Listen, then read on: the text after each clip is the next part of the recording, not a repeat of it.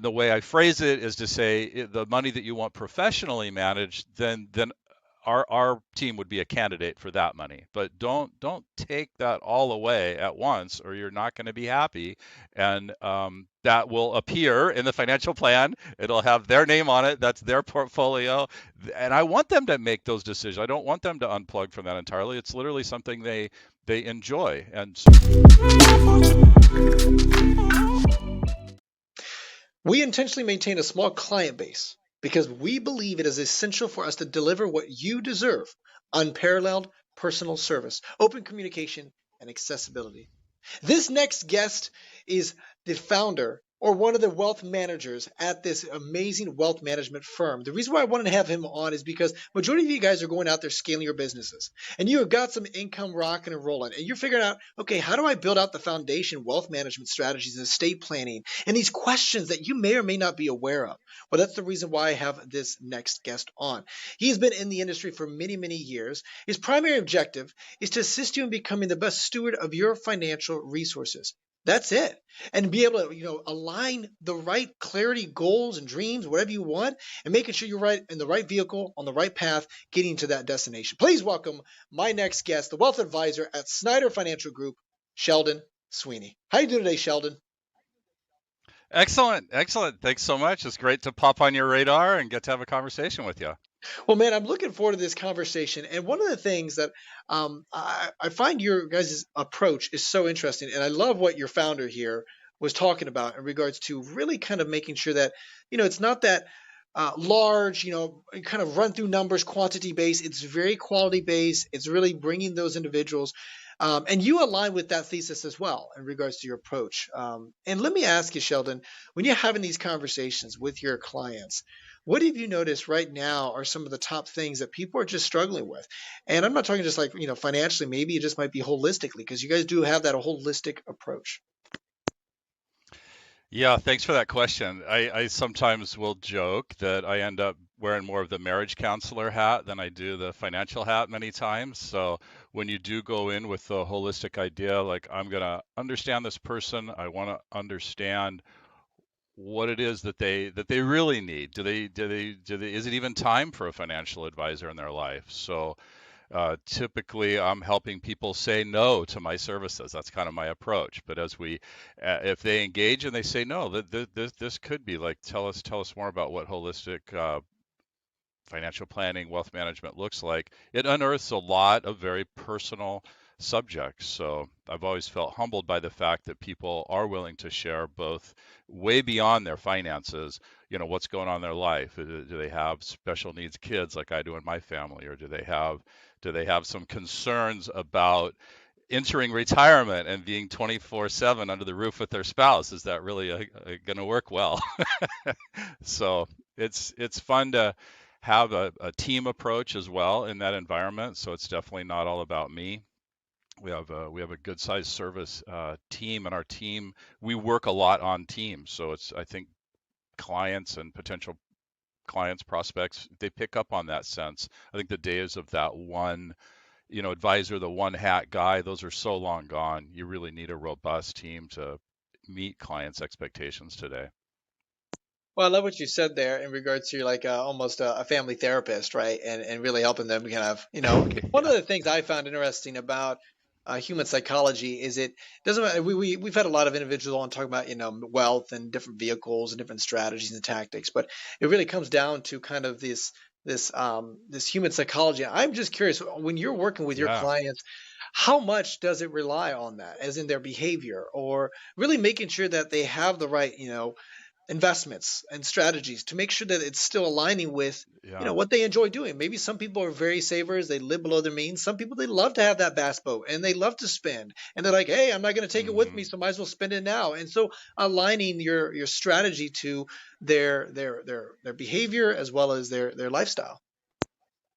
No, I love that question. Thanks for teeing that up. That's my favorite. I get teased about it a lot. They're like, "Why do you talk about psychology so much?" And I'm like, one of the, I think it's fair to say, like one of the best sales training programs I ever had was it's called the Sandler, David Sandler, and he developed that program by first understanding psychology and then mapping that over to the sales process. So I spend a majority of my time on behavior and perception.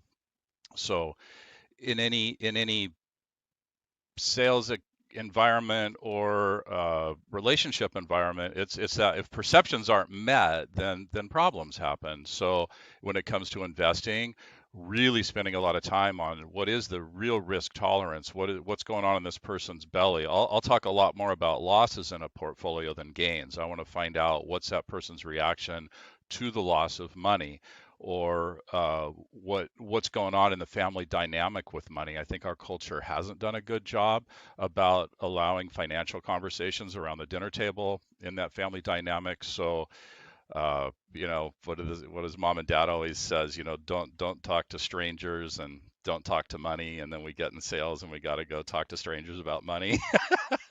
So it's it's uh to me it's just an endless. You never I feel like you never completely master it. There's always something new to learn, but that's what makes it such a fun, a dynamic. Every day is new. Like, who am I going to meet today? What they got going on?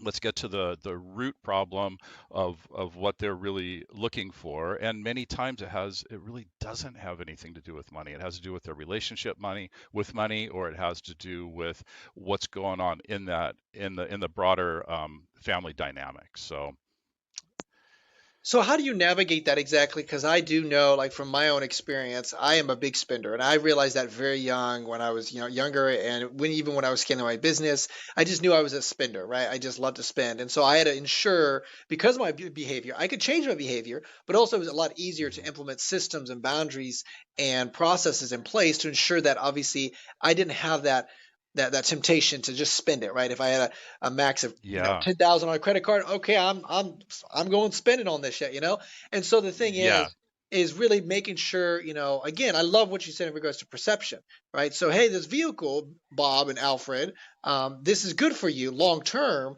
And so many individuals that we do struggle, human nature, we struggle with thinking yeah. long term and we think so short term. So how do you help them kind of knowing all these things, the loss, how they're going to react to it? I love what you mentioned, those Mhm. baseline things that you know is going to happen, and how to anticipate that and really prime the foundation to ensure or educate that client to ensure that, hey, when this does happen, this is our strategic plan. When you do spend, this is what we're going to start doing to align a little bit further.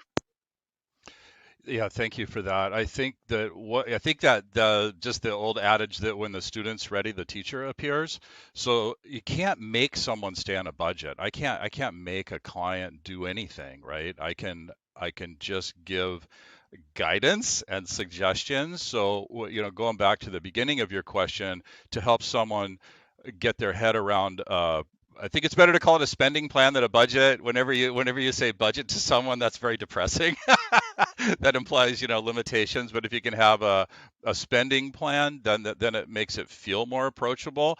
And I want folks to take ownership of that. If they can't take ownership, there's really nothing else I can do for them. So by ownership, I mean there's a lot of apps you can use out there these days. I like going back to good old Excel. Just open up Microsoft Excel spreadsheet, and on the front page, you'll see a number of, if you just put in household budget, there's a number of templates. You can just plug in your own numbers there. So I don't go in and do people's budgets. I help them. If they can take ownership of that, then we're gonna probably move forward. And then by moving forward, I like to use financial planning software that we can both engage with, and then that's how that helps answer those what if questions. And then we get into all the financial planning topics. What if I predecease my wife? What if I, get hurt and I don't have income? What's disability income insurance about? What if I invest in these different ways? What does that look like over the next 3 decades, 4 decades? So it's interesting on people's, I would just say, their state in life. If they're a young earner and they just get to spend a lot, that works. But maybe they get married, they get kids, they get a house, and all of a sudden, hey, where did all the money go? So it's really entering into that person's stage of their life or state of life Most of my clients are in the pre-retirement and retirement phase, so that those are my wheelhouse conversations. And then I kind of mentioned to you also, I have 5 adult children, and my youngest daughter has Down syndrome. So we got to be part of this special needs community. So one of the other areas I help families is it's kind of well, it is intricate planning, but it's related to retirement planning in the sense that if you have someone like my daughter who is always going to need guardianship, can't make their own way in life, how do we plan around that? What are the best practices for that situation? Well, yeah, and it's interesting because it's having those dialogues, those conversations, and even like, you mentioned, risk of loss or whatever. And like Yeah. insurance, right? How important insurance is in case, and I see this in the business world. In fact, we just literally talked to someone the other day where you need, several millions of dollars in case, you're running a mid 8-figure business, and all of a sudden you not anticipated, all of a sudden you pass away of some sort. Who's going to take on that succession plan? And having that conversation with, people like Sheldon. Now, I want to dive in a little bit further, okay? Hmm. And when you're having these dialogues. So we all know that we all have like our own personality traits, etc. Right? Some tend to be Yeah. savers, some tend toward spenders. Yeah. And like you mentioned, you can't actually tell them you got to stop, save, but you can build boundaries. You can build systems. And Hmm. the reason why I'm Hmm. saying this is because we're seeing a lot of emotion involved. Anytime, and I Hmm. think you and I know, like statistically known, and a lot of research has been shown someone actually feels pain more so when there's a loss in the financial side Yeah. more so than there's a gain. That's very interesting. Hmm. So during this time, and this is evergreen, no matter what experience happens, there's always going to be a Hmm. downturn in the economy, whether it's now, whether it's 10 years down from, whether it's 30 years down from the road, right, from today. Hmm. My point is really making sure that, hey, you know what, you have the right boundaries in place because you're Hmm. anticipating that human behavior. Those individuals Hmm. are going to get all rambunctious, they're going to get all fearful and like, oh gosh, we got to sell, we got to get out while everything's tanking. And the reality is, you and I know sometimes it's best to just sit on your hands and do nothing and let it Hmm. ride and keep the path. So I'm curious, Sheldon, how do you, and those two regards, and those perspectives, situations, how do you ensure setting the right boundaries or even having the dialogue and saying, like you Hmm. mentioned, this is the path, we're going to stay on it, and if I start seeing you, vary off of it, we're going to get back, have a conversation and restructure that Hmm. that whole dialogue. Yeah, I think part of what that makes me think of is a year like we just went through. So 2022, extremely volatile year. We actually prepped our clients and said this is going to be a volatile year because it was a midterm election cycle year. So the data shows that during a midterm election cycle year, there's going to be volatility. It's going to be the most volatile year of a particular president's cycle of years. And then you go ahead and add in a war in Ukraine, go ahead and add in inflation, and just innumerable variables became an extremely, like, unbearably volatile year. And those were a lot of the calls. Clients, oh, I bet you're getting lots of calls. Well, not necessarily. I mean, I spend so much time, and our whole team does, at the beginning of entering someone into that investment world to make sure that they understand when we test the bottom of this portfolio, what's that going to feel like? Let's spend more time talking about those losses. Let's feel those emotions now so that we don't have some tragic conversation 2 years from now and you're like, oh wait, I didn't expect this. No, let's paint that picture up front. And I think that's where a good financial advisor really earns their keep, is to become that sounding board, that more objective voice. So that's what the boundaries are. That's how we set that up, is we reach out when there is a lot of volatility. We're reaching out to our clients. Let's talk about this. Let's help understand from a 30,000-foot view what's happening in the economy, what's happening in the market. And that's really where advisors come in. People that can manage their own money, and they're able to stay stable through those times. They don't need financial advisors. But the people that do, they appreciate that clarity and some explanation about why is this happening and when's the pain going to end. And sometimes it's as simple as don't open your statements for a while. I mean, if you have a solid built retirement plan, everybody thinks that once they're in retirement, oh, the world's going to end in a rough market. Well, if you structure different places to pull money out of, you have different streams of income, that shouldn't be a panic situation. It should be, okay, that money that's exposed to the market is having volatility, but that's okay. We planned it that way. So I think there's more stress on people as they imagine what is retirement going to look like? What does that feel like when your paycheck comes from savings rather than from your business or an employee? So I like to position the boundaries as call your financial advisor when you're panicking, you're nervous, you don't understand, or there's a big life event going on. That's where it's good to get some objective advice. And then if you have a financial plan as the foundation of that, I think it's very important not to just focus on any investment or on an insurance product or any particular product in the financial world. Focus on the financial plan. If the financial plan is sound and you understand how all these variables work within that plan, that helps calm the nerves right there.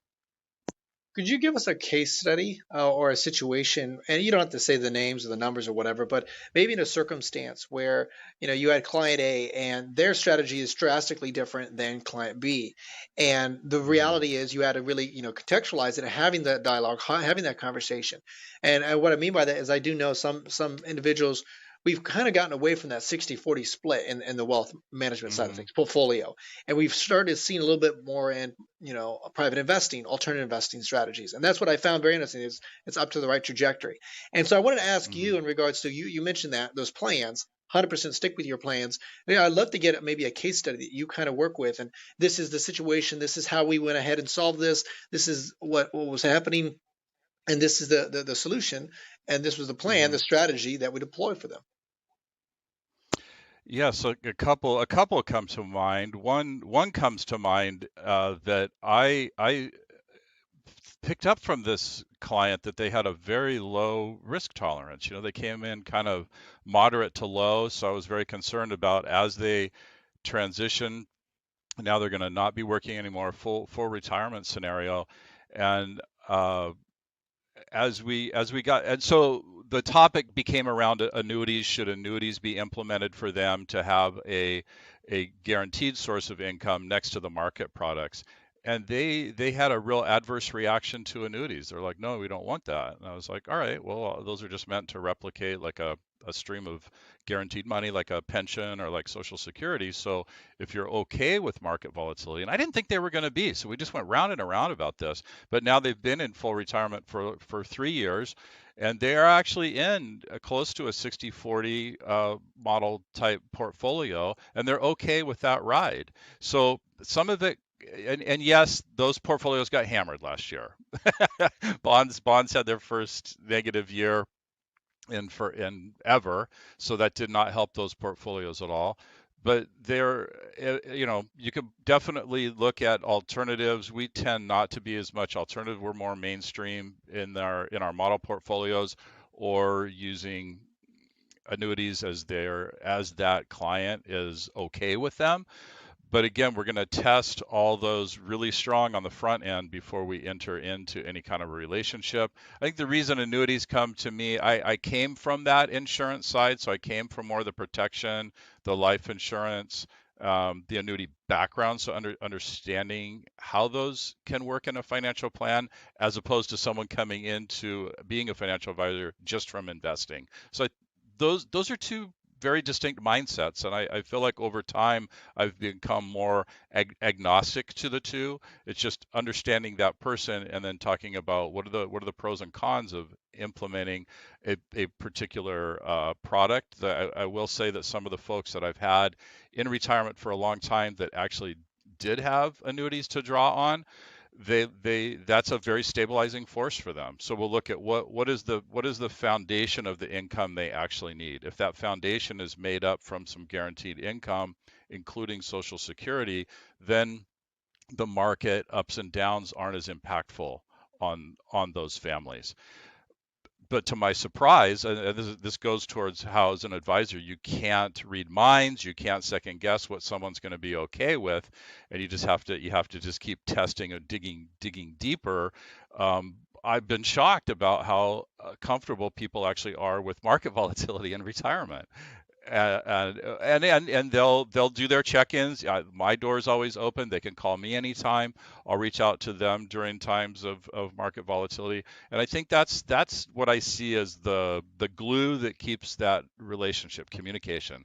If you can find an advisor that you feel that high level of trust, that you can communicate about anything, there's no dumb questions, it's okay to be unsure about things, that's when you make the call. That's what keeps it together. So I think that's my biggest case study is it doesn't matter so much the products and types of investments. I mean, all advisors have access to the same stock market.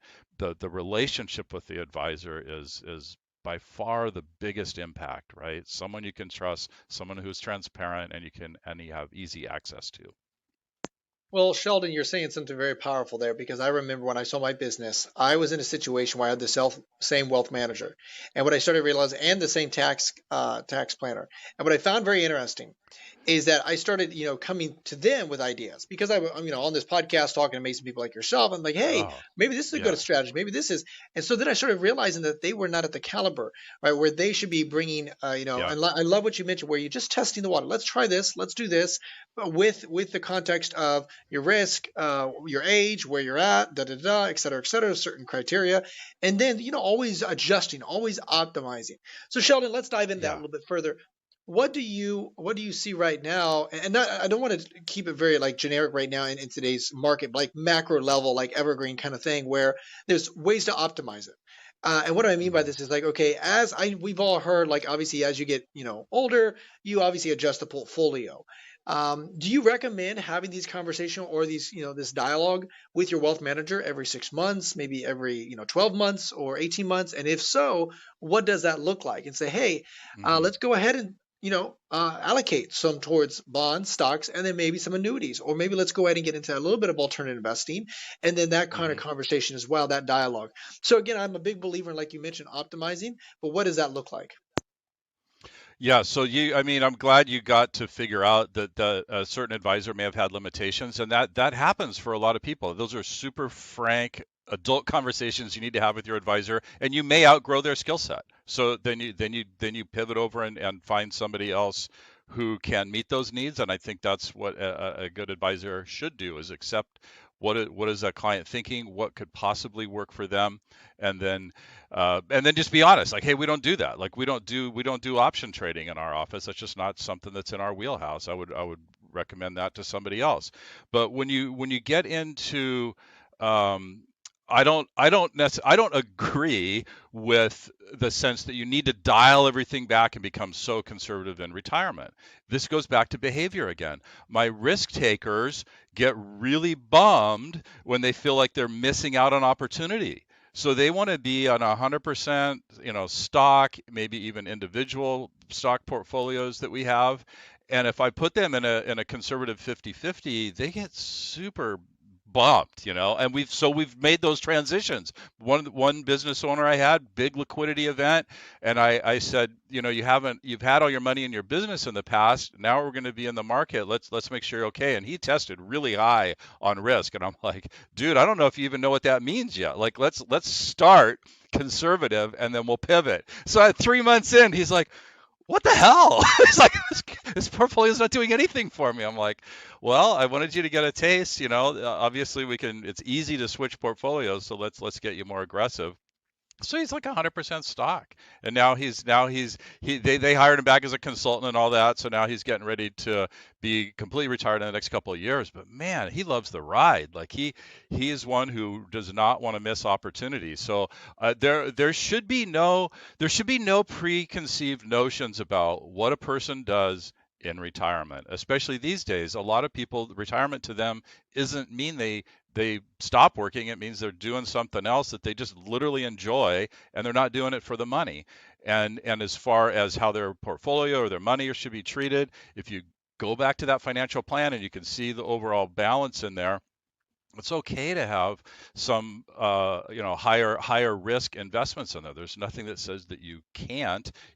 That person needs to understand why it's that way, or just having different bucket strategies, and you understand that bucket is okay to be volatile. This bucket we're going to pull income from. So does that help Does that go towards what you were asking? It does, and it's actually interesting. I've always wanted to get this perspective as well. So, a lot of our audience are business owners, founders, right? And so they definitely get Yeah. this. They understand this, and they want to allocate some of their wealth toward this. But I'm also a big believer in like taking some of your money and using it as fun money. And what I mean by this is not like going to buy a Yeah. bass boat and whatever. I'm talking about like where you can basically deploy that capital toward your friend Betsy that has a purse, business or something like that. And maybe, you want to give her some Yeah. money. Or it might be venture capital where it's, kind of a seed Yeah. round where you can deploy capital, but it's not like you need that capital.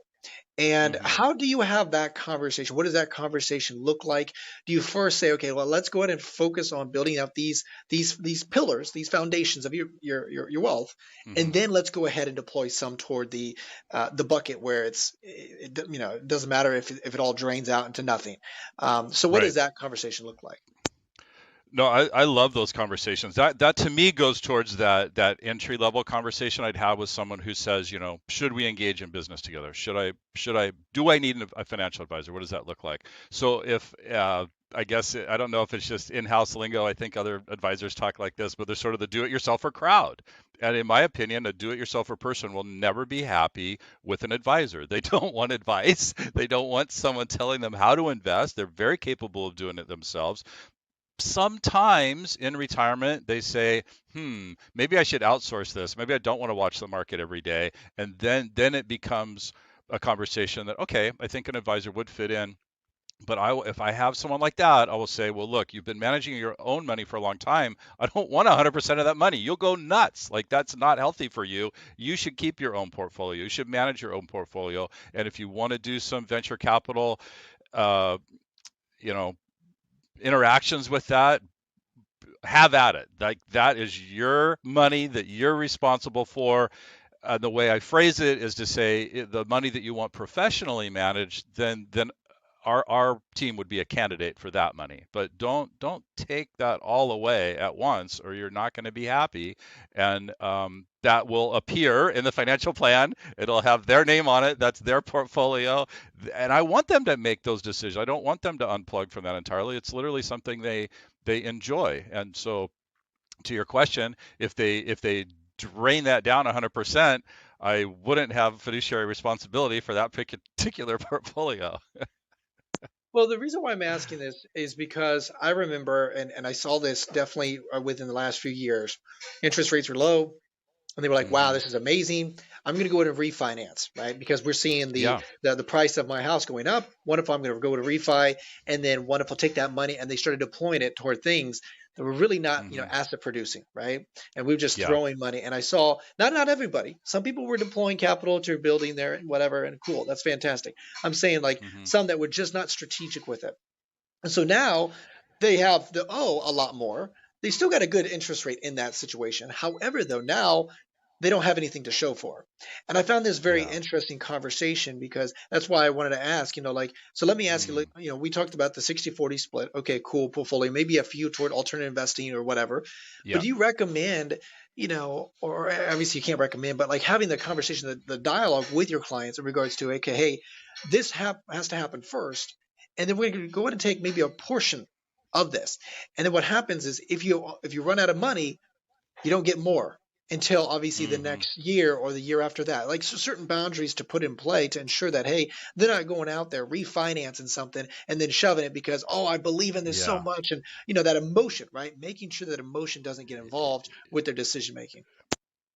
Yeah, that's a good one to bring up, because really, that Christian, as a fiduciary, we could never take money from a refinance and invest it. That's a big compliance issue. So from the compliance lens, that is not something we can be involved in. If what's sort of a closely related conversation, a direction we could go with that would be in talking about reverse mortgages, and that's in a similar breath as should I refinance. But reverse mortgages have become much more mainstream than they have been over the last decade, 2 decades, where they had an equal negative connotation as the word annuity.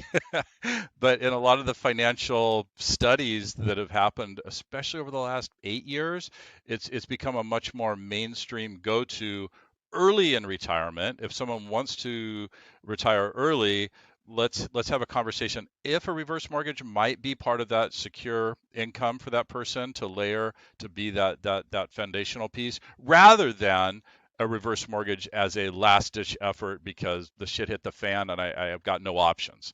Let's bring it into the beginning of the conversation and again vet that out and say, is that a possibility? I don't implement those or offer those, but I have my folks that I can outsource that to, and it can be looked at in a very objective way. But I want to be real careful around the topic of somebody refinancing that I wouldn't, be able to recommend that they invest that money off of a refinance. Does that make sense? It does, it does. And that in this circumstance, I saw him buy crypto, and so that's one of the reasons why. Oh, That's why I oh, mentioned that. And yeah, there was nothing to show for it after oh.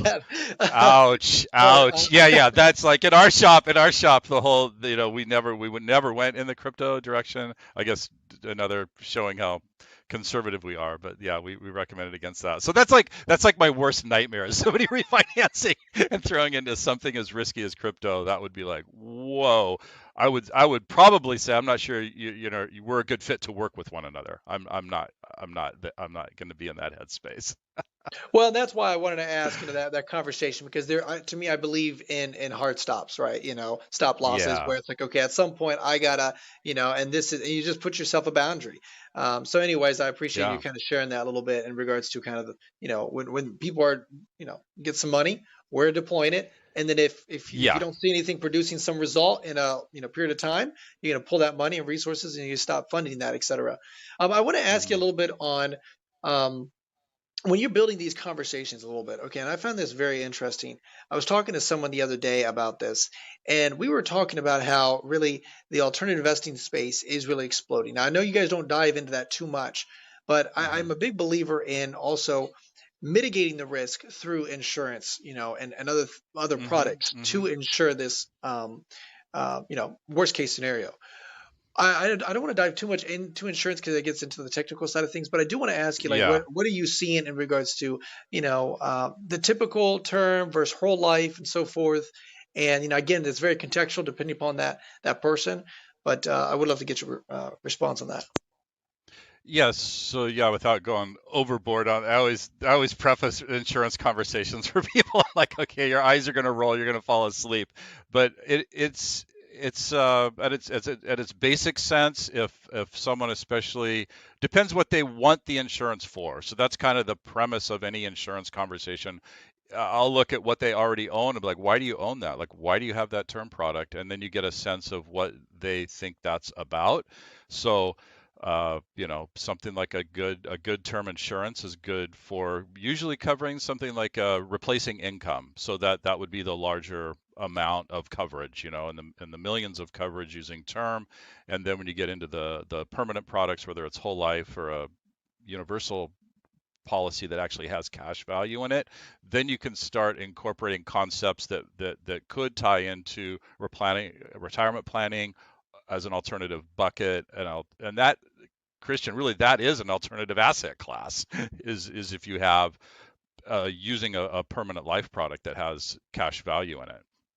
So it would just de- totally depends on that specific nature of that family or that person of why we're even entertaining that conversation but I do, due diligence wise, it's in that protection category. So we're going to talk about what are the basic needs in terms of life insurance. Is it business interest? Is it family interest?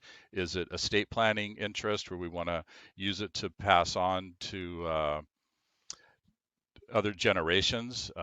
Definitely some tax advantages using a life policy to do it that way. So Yeah, there's that's the all high sorts of level. little, yeah, and there's a lot Yeah. of little tricks and little fun Oh stuff on my that. goodness. Yeah, Yeah. you could do a whole podcast on that and everybody'd fall asleep. But it's good. It's good information. Sheldon, when you have these conversations, and I'm curious, either on the business side or the personal side, I would imagine there was a circumstance where whether it's newly married, whether you've been married for a while, there's always these other credit card bills that the other person really doesn't know about, Oh yeah. right? Or vice Yeah. versa. There's other debts that maybe this individual, oh, I took that. Oh, I didn't know you did that. Um, when you're having that conversation, I'm curious because the only way that the wealth managing really plan and strategy works at the highest level and optimizes at the highest level is to ensure that you Hmm. know and gather all the data. Like if you guys have that credit card, Yes. they may not know, but I got to know because then I Yeah. can, input into your system, your software to push out the right strategy for us. Um, how do you navigate that a little bit? Whether it's business, because I've seen partners where there's Yeah. credit lines, you're like, I didn't know that, and as well as personal, a husband and wife, or Yeah. etc. Yeah, no, that's a good one. That I mean, people will say, "Well, what do what do we need to get started?" I'm like, everything. I need everything. I need past tax returns. I need all your insurance stuff. I need your wills. I need your trusts. I mean, the more I will phrase it as the better data that I get, the better the plan's going to be. If you leave something out, like how that's sort of like telling the truth. And once in a while there is something where the spouse will be like, wait, what are you talking about? Where did that come from? So towards the case study, I've got a client onboarding now. One has worked in corporate life, one has owned a business. So there's all kinds of S corps and LLCs. It's a fun case because there's a ton going on there. Um, and I was sort of surprised they were really on the same page. There wasn't any big gaffe or like, oh, I didn't know about that, or I didn't know about that deck got handled that way. Super super transparent. So like imagine a happily married couple for 40 years and everybody knows what's going on. So that's my favorite, honestly. That's that's those are the funnest people to work with, where it's good people with good intents, good intentions for their kids, and generational planning. uh, I guess I mean, I would prefer not to be in those super dicey nasty family situations that are out there. um, and so I try to attract, I guess you say, ultimately, I think as an advisor or any business owner, you ultimately, if you work hard, you attract folks like yourself.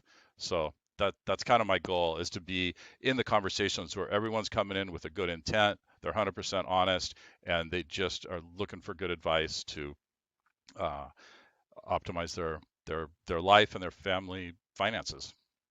So you don't get into a lot. You say majority of your individuals, they know um, kind of what everybody else has bought. So there's Yeah. not that, it's not like a 50-50 where some of them, there's some that like, okay, this is a whole mess. Some of them have it all together. No, it's majority kind of have Yeah. it together a little bit when they come to you and have that and I and conversation. I think I think it's because I do deal with more folks that are later in life. They're getting close to retirement. I'm not my wheelhouse isn't as much starting out, even though I get pulled into that because of my five adult kids. I've got two married now, and one grandchild a couple months ago, another one on the way. So I'm kind of down the life scale a little bit on that. But yeah, I mean, I certainly understand they're in a entering into a new relationship, maybe new marriage, and the other person has a lot of debt going on. It's just going to go towards the quality of that relationship. I mean, have they had those conversations? I'm happy to facilitate those. And then see where they go. Yeah, pull out the the cards and all that fun stuff and the therapy Oh, and totally. Yeah, yeah. But it's not. It's all good though, right? Like I think it goes towards people that really want to have that third party involvement. I mean, sometimes if things are a real mess, people won't they don't even think about reaching out for help. So by the time someone's come to the decision like, hey, I'm going to let this financial person into my life, wow, I mean that's a huge responsibility, a huge honor to get invited into the lives of these families that want that have that they're altruistic, like they want to do the right thing, and they're just looking for what are the tools, what's the advice, and man, those are fun. That's really a gift to get invited into those relationships. That's awesome, man. And yeah, I think one of the things I always found interesting is when you are dealing with this. I had a family office. He runs a family office. He manages 8 billion. Yeah, And what was interesting is he said it's not just about managing their wealth; it is about managing their life as well. Because they come yeah, to me and a lot of the conversation, a lot of this, what happens with this situation, how do blah blah blah. And I found that very yeah, interesting. Offline, and I thought, well, that's kind of the approach that you have as well, Sheldon, with your yeah, your your clients, and that's one of the reasons why you guys have such a niche specific. And I think it's a really good conversation. I want to ask a little bit, pivoting toward a little bit personal things. You mentioned a yeah, few times on our podcast here today. You say on your LinkedIn, my youngest daughter, Charlotte, has opened our eyes to the world of Down syndrome and the Special Olympics. Now, the way I love that sentence, how you phrase that, is because it's like almost like a blessing, it's an opportunity, and I think that's yeah. really awesome, Sheldon. Throughout this, um, I'm curious, how has that changed and blessed you in different ways, the serendipities of life for this situation. Yes, it's super interesting, Christian. Like in a lot of the classes and continuing education that I do, one of the areas I focused on was special needs planning, and they showed culturally around the world, different cultures look at someone born with Down syndrome or cerebral palsy, or if they're struggling with autism and all that, they'll different cultures would either look at it as a blessing or look at it as a curse. So when for our family, it was just we just were like, wow, this is the cards we got dealt. You know, what's gonna happen here? I mean, kind of the cool thing with Down syndrome, it's not like you have to wait to get it diagnosed. I mean, on the day your baby's born, or maybe from the ultrasound they got an extra chromosome, and you're in for a different journey. So I really noticed it with my kids that they got to grow up with a sibling with special needs, that they just have huge hearts. I mean, um, expectations change. So like, a couple of my boys, they're good at athletics, good at baseball. With Charlotte, we have fun doing Special Olympics bowling, and there's just a whole different pace to things. But I think part of the way it blessed us is things just slow down. You just take your time with conversations. You don't move. Transitions aren't as fast. Just getting out to the car isn't as fast. In our Special Olympic community, if you just actually make it there, that's a huge win, even if you don't show up on time. And our daughter Charlotte has a really funny sense of humor.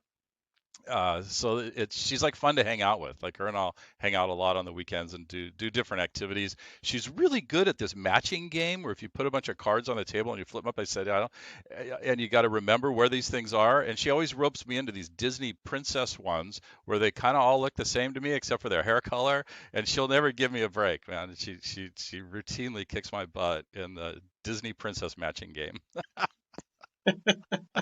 That's awesome. And I'm curious, let me ask you in regards to having, because we have seen where this is same situation has happened. And what I love is you do have a certification in this. So I'm curious Yeah, on the financial personal side of things, like you yeah, mentioned, this individual is not able to branch out and facilitate her own life without help or some right. assistance. So how has that help, adjusted in your financial plan or the way you look at structurally hmm that financial side of things? Well, I think part of it, I was fortunate 10 or 12 years ago, my friend invited me. She's like, "Well, you're an advisor and you've got his daughter with special needs. Why don't you come down to Children's Hospital in Seattle? And when the parents are there waiting for stuff, we'll set up a little room and you can just talk." And then from there, it got into school districts and just talking around the community. And they're just talk about going deep quick. So families appreciate talking to somebody who has been through these evolutions of, it's kind of like birth to 10, and then from age 10, as you approach, are you going to need guardianship? What type of guardianship? So I put together this special needs network that I'm always building and adding on. We meet once a month on Zoom and just talk about what's the best practices in helping families. So this is everything from speech pathologists to like future housing assistance, coaching for these young adults. So for our daughter, we had to get the full guardianship for her because of the cognitive impairment that she has. And then you got to say, well, who's next up, you know? And you don't want to lay it always on the siblings. They a lot of times want to, but those are deep conversations with the siblings. Like, do you really want this role? Would you, if mom and I died, do you want to be the one that has to look out after Charlotte? So I'll help facilitate those conversations with families, and it's in connection with an estate planning attorney. The attorney obviously has to create the will and the trust, and they're going to set up the documents. But it's a conversation between the financial advisor and the attorney. So a lot of it has to do with with the what if. So if you're the primary caretaker, you die. Okay, what are the implications? Do you have the right kind of life insurance in place? Are we going to use a special needs trust? Are we going to create that trust now? Or is it going to be a testamentary trust in the will? Same with disabilities. If you can't earn the income for your job, do you have a backup plan? Do you have disability income insurance? Um, Assuming a long life, I mean, this is where features kind of like the permanent life insurance can be a cool thing because you can have it there to fund a trust. It's earmarked for that. Everybody knows, like if I ask what's the purpose of that policy to a client, there, well, that policy is going to fund our special needs trust for our son or daughter. So there's they're deep they're conversations that go deep quick, but again, I'm sensitive to families. Some families it's hard to talk about. Some families it's really difficult for them to say my son or daughter can't do something, or they're not ultimately going to take care of themselves. It's a very challenging. So a lot of times it's mom who takes the lead on that. Mom will be the first one that reaches out to me. Dad's a little slower, which I get. I was in denial for probably a decade, and my wife's like, your daughter's got Down syndrome. There's thing. I'm like, yeah, we're just having fun. So dads or men in general, I think, stay in denial a lot longer than the moms. They jump right in there and make things happen. So I can totally relate to that journey. So a lot of times it's mom reaching out saying, I know we got to do something. I don't know exactly what it is. Can you talk to my husband for me?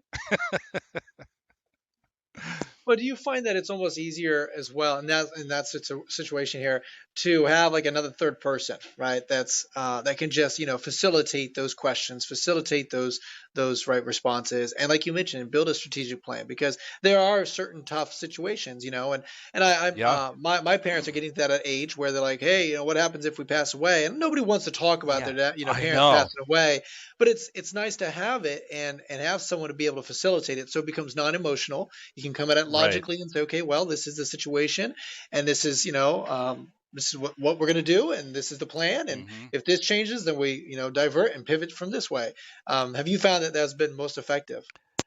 Oh yeah, yeah, and I have my own laboratory within my own family. So my wife doesn't really like those conversations, but when I wanted to update our trust and will, I said the estate attorney's super cool. She actually wants to come to our house. My wife's like, I don't want her to come to the house. Like no, we're gonna sit down and have this conversation. So I'm friends with the estate attorney side. She was super cool. It's just she facilitated, and I think I got my wife at the table for shockingly like 30 minutes, and then she just bailed. And then so on the heels of that, I'm like, now we're gonna have the same conversations with the kids. So I bring all the kids around, and yeah, they're hard. They're hard to start. They're very challenging conversations to start. Once you're in it, it's just it's just not that bad. And then each kid, I was watching their attentiveness and how much they wanted to engage. So, one's super checked out on their phone. The other one is like, oh wow, like tell me more. Like, okay, if you're doing that, what should I do? And stuff. So I think it is the I think probably some of the best conversations in life are hard to start, and then you just got to get into it. So that's kind of what I see as my role is to be the instigator of hard conversations, and then just to quarterback it, just to facilitate it, see where it goes. I've had families where we'll come in and we'll have the whiteboard, and then we're just putting it all up on there to everybody's thoughts about what's gonna happen here. But yeah, those family dynamics are very very interesting, right? And you got the whole scale from the family that's got some business interactions going on. I mean, there's many books written about that. And then as you get business gets bigger and bigger, what happens to that family dynamic? Is it gonna really be able to pass down through generations, or is it a full stop after two generations and you got to take a different tact? So I've lived it and been in the conversations, instigated them myself, and then I think that makes it nice to then help families have those conversations. Yeah, I always find it so funny sometimes how, the opposites attract. So someone loves, the Excel Yes. spreadsheets and all that. And we've heard this a thousand times. And one is who cares? I'm just going to go spend money and you just keep making it, whatever. And Right, right, right. so it is good to Yeah, have these yeah, conversations and these dialogues, and even within, like you mentioned, passing on that next generation, having those dialogue, and you'll be amazed at which kid actually, raises to the occasion and says, yeah, you know what, I'll take the spear and let's keep moving, and it really kind of yeah. catches you off guard. Sheldon, I really appreciate your time being on here, man, and unpacking this high level stuff, but also just understanding the behavior side of things, understanding our psychology, understanding the way we behave, our biases, so that we can get out of our own way and stick with, like you mentioned, the financial plan, the strategy, the thing that's going to keep producing. In order to do so, we got to make sure that we have enough data to be able to input and bring out the right information. So, Sheldon, I really appreciate being on. If those that want to ask more questions, that want to get to know a little bit more about you and understand your, understand and ask those questions, how do they reach out to you, Sheldon? Uh, I easy to find through LinkedIn or email. I respond to emails real well, and if I can help, happy to always have a conversation. But I have a very large network too, so I'm happy to plug you into somebody that could best serve anybody reaching out. Awesome, guys. Those links will be in the description. I'll put their website as well as their LinkedIn down there. Make sure you stop and doing what you're doing, and make sure you reach out to Sheldon, answer those questions that you may have. Sheldon, I always love to ask my guests before I let you go fully. Is there any last words of wisdom they'd like to share with our audience? I just since we did get to touch on behavior, and you were saying that some people are spenders and some people are savers. I've noticed that it's all about how they were raised. It's really hard to change certain things, and when it comes to that relationship of money, whether we're a spender or a saver, it is so deeply ingrained that a person should realize if you found yourself in a habit and you want to break out of that, it is a challenge. You really got to take it as a challenge and have like a support person you could check in with. It may be an advisor. It might be just a good friend that you could check in with and say, "Man, I'm doing this again." But it's not easy to change these behaviors that we've had since the day we were born, and then we just turn out a certain way. And but it can happen. Anybody could change. So there's always hope. Change and become aware of your own behaviors. Yes, you're exactly right, Sheldon. Guys, that is my friend, the wealth advisor at Snider Financial Group, the one and only Sheldon Sweeney. Guys, that is Journey with Christian Diava's podcast. Until next time, be uncommon if you can.